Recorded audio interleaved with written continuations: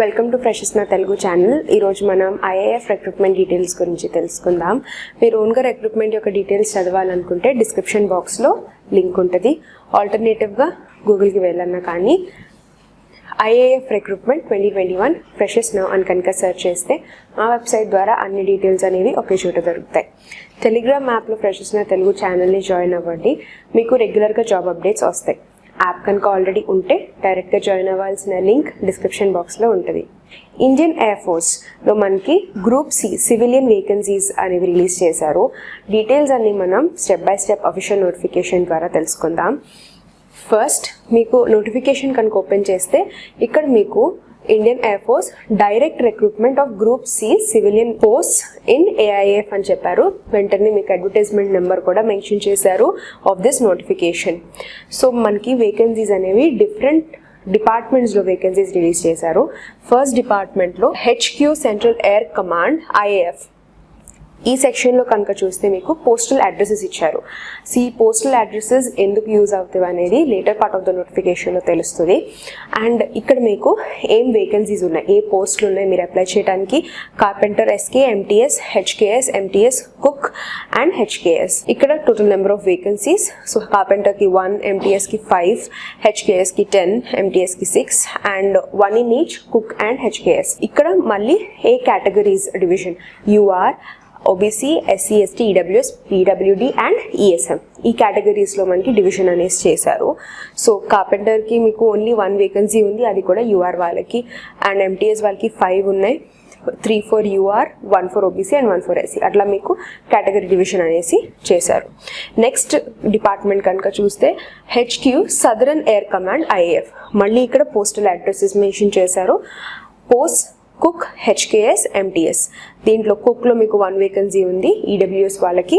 And హెచ్కేఎస్లో కూడా 1 vacancy EWS వాళ్ళకి. ఎంటీఎస్లో 2 vacancies, ఆ 2 వేకెన్సీస్ కూడా ఈడబ్ల్యూఎస్ వాళ్ళకి. Next department HQ training command ఐఏఎఫ్లో. ఇక్కడ మళ్ళీ పోస్టల్ అడ్రసెస్. నెక్స్ట్ పోస్ట్ కనుక చూస్తే ఎల్డీసీ, ఎంటీఎస్, ఎంటీఎస్, ఎల్డీసీ, మళ్ళీ cook, HKS, MTS, LDC, cook.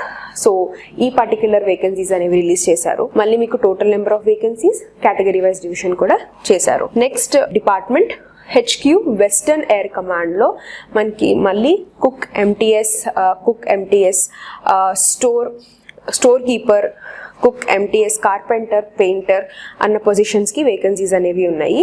Total number of vacancies and category wise vacancies కూడా మనకి ఇక్కడ టేబుల్ ఫార్మాట్లో మెన్షన్ చేశారు. సో కేటగిరీస్ అనేది ఓన్లీ కొన్ని వేకెన్సీస్కి మీకు కేటగిరీ వైజ్ డివిజన్ ఇచ్చారు.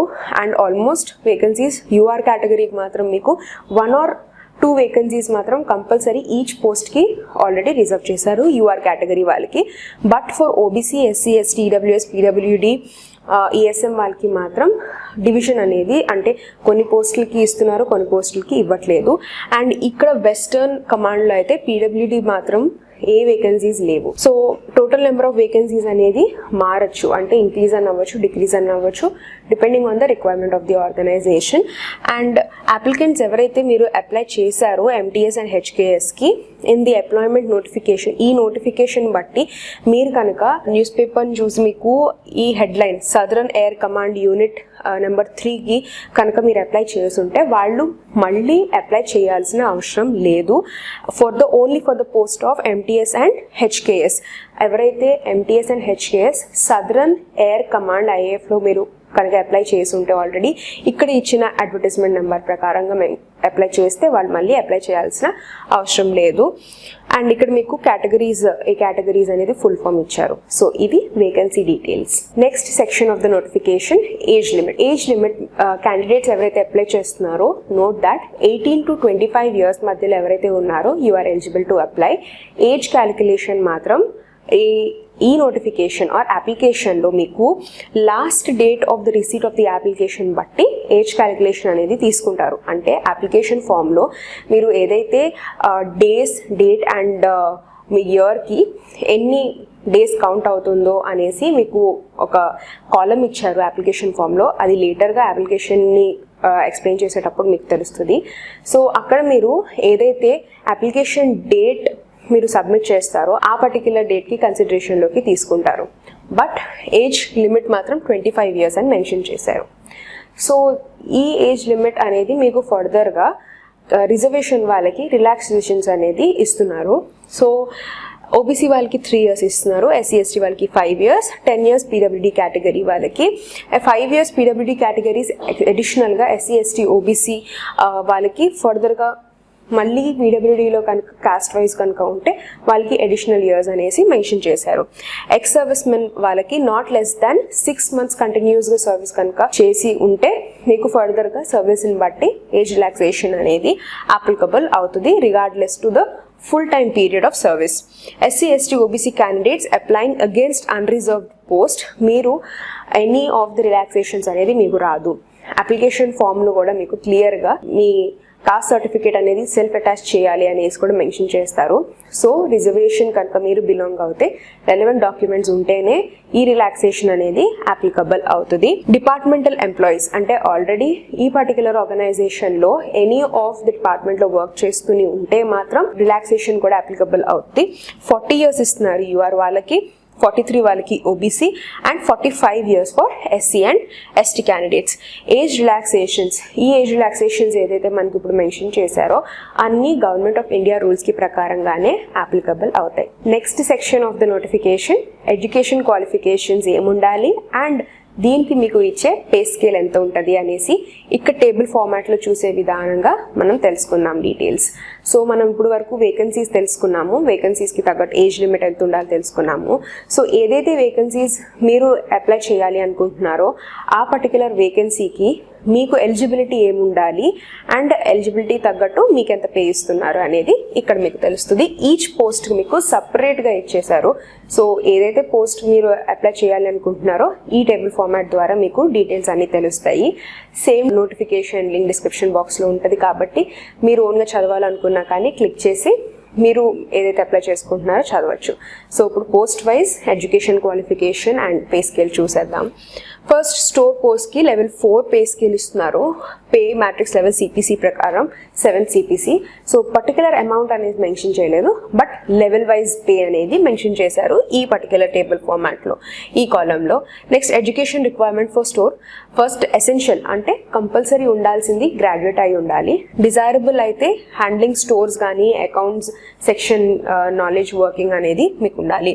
లోవర్ డివిజనల్ ఎల్డీసీ వాళ్ళకి level 2 pay scale, 12th standard pass and typing speed అనేది ఉండాలి, 35 words per minute and 30 words per minute in Hindi.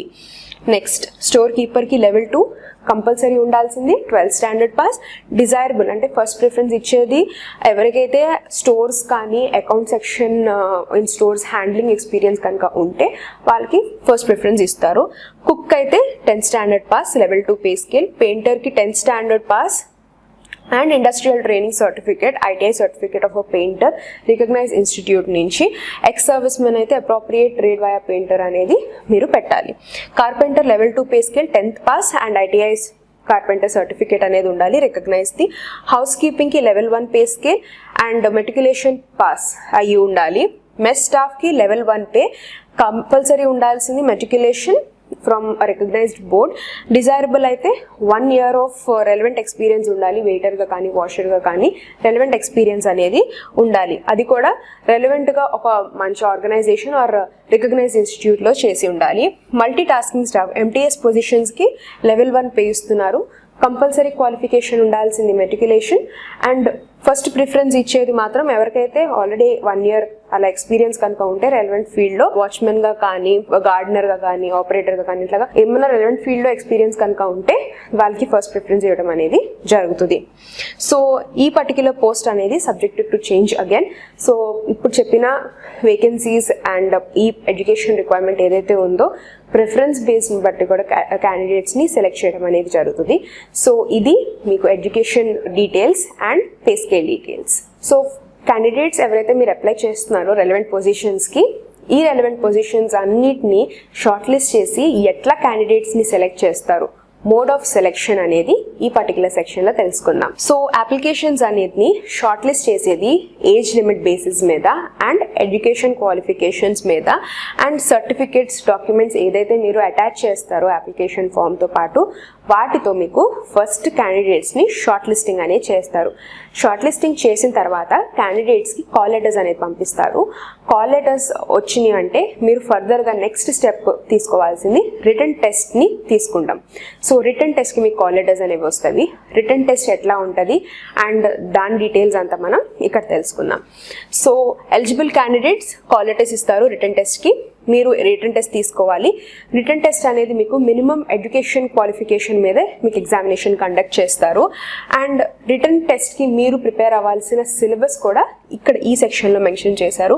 LDC positions కనుక అప్లై చేస్తుంటే దీనికి syllabus general intelligence, English language, numerical aptitude, general awareness. MTS, HKS, mess staff కనుక apply చేస్తుంటే general intelligence and reasoning, aptitude, English and awareness. మిగతా trade పోస్టులు ఏదైతే ఉంటాయో trade post అన్నిటికీ general intelligence and reasoning, numeric aptitude, general English, trade కి related questions, general awareness etcetera. And ఈ questions ఏదైతే మీకు ఎగ్జామినేషన్ కండక్ట్ చేస్తున్నారో క్వశ్చన్స్ అన్ని మీకు ఇంగ్లీష్ ఉంటాయి లేదా హిందీ కూడా ఉంటాయి, బైలాంగ్వేజ్లో కూడా ఉంటుంది.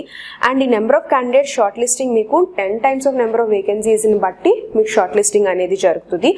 ఆ తర్వాత skill test or physical test or practical టెస్ట్కి మీకు ఫర్దర్గా ప్రొసీడ్ చేస్తారు. లైక్ ఏ పోస్ట్కి ఈ skill test, practical test applicable అవుతాయో వాటికి ఈ స్కిల్ టెస్ట్ అనేది తీసుకుంటారు. అన్ని పొజిషన్స్కి ఏం కాదు. అండ్ ఫర్దర్గా 100% ఆఫ్ వెయిటేజ్ ఆఫ్ సెలెక్షన్ మాత్రం రిటర్న్ టెస్ట్కే ఫస్ట్ ప్రిఫరెన్స్ ఇస్తారు. అండ్ ప్రాక్టికల్ టెస్ట్ ఇవన్నీ ఏదైతే ఫర్దర్గా వేరే వేరే పోస్టులకి కండక్ట్ చేస్తున్నారో అవి జస్ట్ క్వాలిఫైయింగ్ ది బేసిస్ మీదే ఉంటుంది. బట్ 100% మాత్రం రిటర్న్ టెస్ట్ మీదే కన్సిడరేషన్లోకి తీసుకుంటారు. అండ్ ఆ తర్వాత total number of marks consideration తీసుకుని మెరిట్ లిస్ట్ అనేది ప్రిపేర్ చేస్తారు. షార్ట్ లిస్ట్ అయిన క్యాండిడేట్స్ ఒరిజినల్ సర్టిఫికేట్స్ అనేది మీరు తీసుకువెళ్ళాలి ఫర్ డాక్యుమెంట్ వెరిఫికేషన్. సో ఇది మీకు మోడ్ ఆఫ్ సెలెక్షన్. ఈ విధానంగా ప్రాసెస్ అనేది జరుగుతుంది for the selection of the candidate. ఫర్దర్గా ఎట్లా అప్లై చేయాలి అన్న స్టెప్కి వెళ్ళే ముందు ఫస్ట్ ఇంపార్టెంట్ డేట్ మీరు గుర్తుపెట్టుకోవాల్సింది ఎప్పుడు అప్లై చేయాలి, లాస్ట్ డేట్ ఎప్పుడు ఇచ్చారు అనేసి. సో ఈ నోటిఫికేషన్ ఎప్పుడైతే ఇష్యూ అయ్యిందో ఇష్యూ అయిన 30 days వరకు టైం లిమిట్ ఇచ్చారు. ఈ 30 days లోపు మీరు మీ అప్లికేషన్ అనేది ప్రాసెస్ చేయాలి. సో ఈ అప్లికేషన్ ప్రాసెస్ ఎట్లా చేయాలి అనేది ఈ సెక్షన్లో మనం తెలుసుకుందాం. ఎలిజిబుల్ క్యాండిడేట్స్ ఎవరైతే ఎయిర్ ఫోర్స్ స్టేషన్స్లోకి మీరు అప్లై చేయాలి అనుకుంటున్నారో పర్టికులర్ వేకెన్సీస్కి మీరు అప్లికేషన్ ఫామ్ అనేది ఇంగ్లీష్ ఆర్ హిందీలో మీరు టైప్ చేయాలి. సో ఫార్మాట్ మీకు ఇదే నోటిఫికేషన్లో కింద అటాచ్ చేసి ఉంటుంది. తర్వాత అది క్లియర్గా ఎట్లా అప్లై చేయాలని తెలుసుకుందాం, ఎట్లా ఫిల్ చేయాలనేది. దాంతోపాటు రెలవెంట్గా డాక్యుమెంట్స్, సెల్ఫ్ అటెస్టెడ్ డాక్యుమెంట్స్ అనేది అటాచ్ చేసి మీరు పంపించాలి. సో ఇది మీరు ఆర్డినరీ పోస్ట్ ద్వారా పంపించాలి. ఎవరైతే రిజిస్టర్డ్ స్పీడ్ పోస్ట్, కొరియర్స్ ఇట్లాంటి పంపిస్తే మాత్రం అప్లికేషన్ అనేది యాక్సెప్ట్ చేయరు, క్యాండిడేట్ని డిస్క్వాలిఫై చేస్తారు. సో మీ అప్లికేషన్ అనేది ఓన్గా టైప్ చేసుకుని ఇంగ్లీష్ ఆర్ హిందీలో అన్నా కానీ రెలవెంట్గా ఏదైతే డాక్యుమెంట్స్ మనకి అడుగుతున్నారో డాక్యుమెంట్స్ అవన్నీ మనకి నెక్స్ట్ ఫర్దర్గా తెలుసుకుందాం. సో డాక్యుమెంట్స్ అన్ని సెల్ఫ్ అటెస్ట్ చేసి ఆర్డినరీ పోస్ట్కి మీరు సబ్మిట్ చేయాలి. అన్ని documents education qualifications, age, technical qualification, PWD, caste, ID proofs and రెలవెంట్గా మీరు అథారిటైజ్డ్ ఉన్న సర్టిఫికేట్స్ ఏదైతే ఉన్నాయో అవన్నీ మీరు అప్లికేషన్తో పాటు సెల్ఫ్ అటెస్ట్ చేయాలి. అండ్ ఓబీసీ క్యాండిడేట్స్ కనుక ఉంటే central list of OBC candidates ని ప్రకారంగా మీకు ఎలిజిబిలిటీ అపాయింట్మెంట్ సెంట్రల్ సర్వీసెస్కి ప్రకారంగా ఉంటుంది. And in case of X service men అయితే ఫోటోకాపీ ఆఫ్ డిశ్చార్జ్ బుక్ ఏదైతే ఉంటుందో దాన్ని అటాచ్ చేయాలి. అప్లికేషన్ మాత్రం ఇందాక చెప్పిన విధానంగా ఇంగ్లీష్ ఆర్ హిందీలో రీసెంట్ ఫోటోగ్రాఫ్స్తో పాటు మీరు సబ్మిట్ చేయాలి.